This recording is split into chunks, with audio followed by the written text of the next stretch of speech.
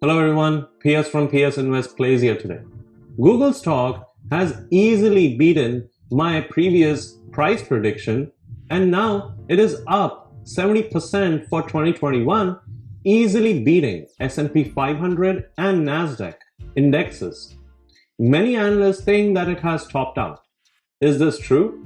Or can we expect higher stock price in 2021 and beyond? In this video, we will understand its business, its financials, its future growth outlook, and review its chart using Elliott Wave to see how we can make money. So, stick around. I think you'll like what I have in store for you today.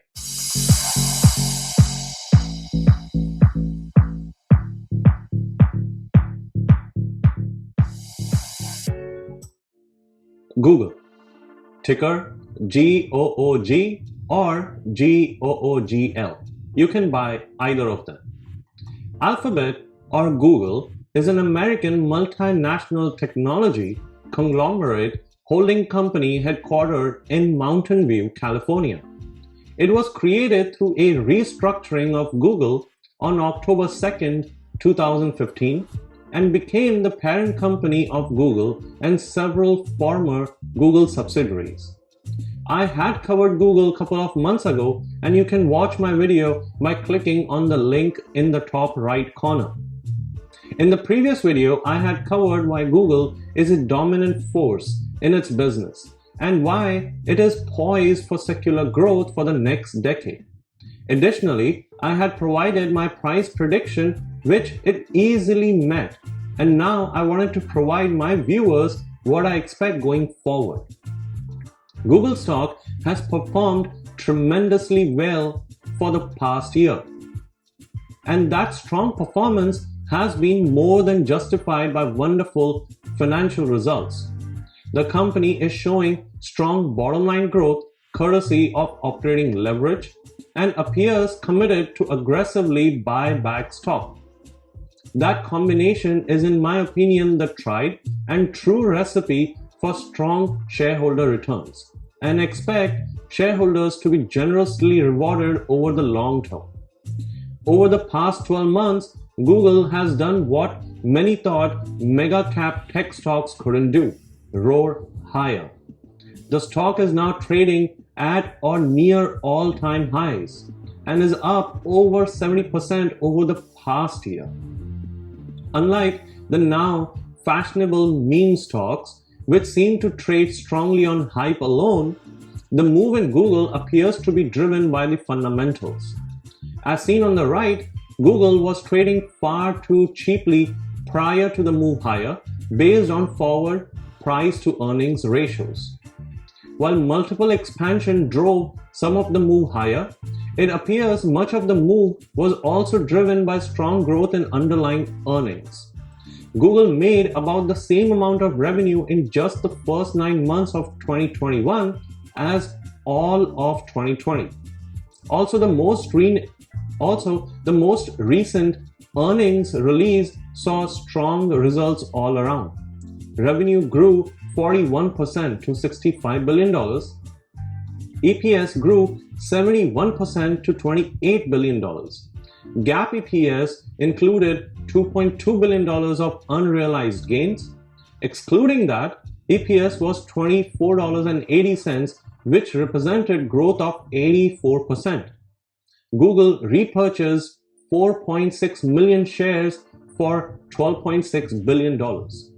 How was net income able to grow so much faster than revenues? The answer is operating leverage. Google did not increase operating expenses like research and development nearly as fast as top-line growth, allowing the bulk of top-line growth to flow directly to the bottom line. Note that Google still spends an astounding $7.7 billion on R&D, which is promising for future growth. In comparison, Apple spent only $5.7 billion on R&D in its second quarter. I'm not surprised by the strong growth, which was driven in large part due to Google's search and YouTube. Online advertising has seen a strong rebound this year. Though it is worth noting that Google appears to not have been so impacted by Apple's recent privacy changes, which had an outsized impact on others like Snapchat. Instead, I'm most impressed by what appears to be reformed capital discipline. Cash and equivalents grew modestly to $142 billion. Unlike in prior years, Google has shown a great commitment to repurchasing shares. Year to date, Google has generated $48.4 billion of free cash flow while repurchasing $36.8 billion of stock. This follows the 2020 first 9 months performance with $25.6 billion in free cash flow while repurchasing $23.2 billion of stock. I'm optimistic to see Google taking a more aggressive approach with buying back stock, as I view share repurchases as being critical in earning a higher multiple. At first glance, it might not be obviously clear that Google is deeply undervalued. The stock trades at just over 27x forward earnings, a multiple which I still consider very cheap for the growth potential. But perhaps not everyone will see it that way. My fair value estimate for Google is to trade at 40x earnings over the long term. This means that investors may be able to enjoy 20% annual returns from underlying earnings and growth, with further return potential from multiple expansion. Antitrust regulations remain an ongoing overhang or risk. Not only antitrust reform negatively impact earnings, the mere overhang may prevent multiple expansion from taking place. My view is that antitrust fears are overblown, and that multiple expansion should occur anyway. But I would advise to be patient on this one. Google isn't trading at the same multiples of a Microsoft or MasterCard, even though I believe it should do so, but that may change until the negative headline risk dissipates. Looking at the financials for Google, revenue, gross profit, EBITDA, net income, EPS or earnings per share have increased by a very good clip. Even when you compare 2021 financials against 2019 financials, they have increased by a very good margin. In the chart on the right, free cash flow or FCF currently stands at $90.52 per share. Based on the current price to FCF ratio, the stock is in line with historical averages. In the chart on the left, price to earnings ratio PE currently stands at 28.26.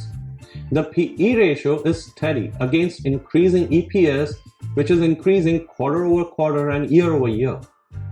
Google has been trading at less than ideal valuations for so long that it is easy to forget the monopolistic-like characteristics of search and YouTube.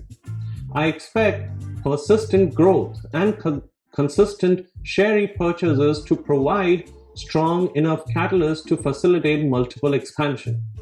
The stock shouldn't be trading at the roughly 1.3x price to earnings growth ratio or PEG that it currently trades at, and I expect that to improve over time. This is also indicative in the charts where I see the stock price to increase considerably in the next 3 to 4 years. Now let's take a look at the chart. Sorry for the interruption, but I wanted to remind you that if you like this analysis, please don't forget to subscribe, hit the like button and hit the notification bell icon so you're notified when I upload a new video. With that said, let's resume our analysis. Looking at the chart for Google, the bull run that started way back in 2008 is still not over. It has completed its first 4 waves and wave 5 is currently underway. If we look deeper in wave 5, we can see that it has completed its first 2 waves and wave 3, which is the strongest bull wave, is currently underway. Wave 3 is typically 261.8% or 323.6% of waves 1 to 2, giving us a short-term price target of $3,312.92. After this wave is completed, I expect wave 4 to resume, which is typically 23.6% retracement of wave 3. giving us a short-term corrective price target of $2,864.59. After this retracement is completed, I expect wave 5 to resume, which is typically 61.8% of waves 1 to 3, giving us a final price target of $4,286, which translates into a 46% profit in the next 3 to 4 years. Now, let's summarize. As I said earlier, the current stock price of Google offers excellent buy point. Nibble any pullbacks and accumulate corrections. I would recommend to hold it for the next 3 to 4 years, as I expect the price target for Google to be around $4,286, which translates into a 46% profit in the next 3 to 4 years. What do you think of this analysis? Please leave me a comment and let me know. As always, please don't forget to subscribe, hit the like button, and hit the notification bell icon so you're notified when I upload a new video. Until then, bye-bye.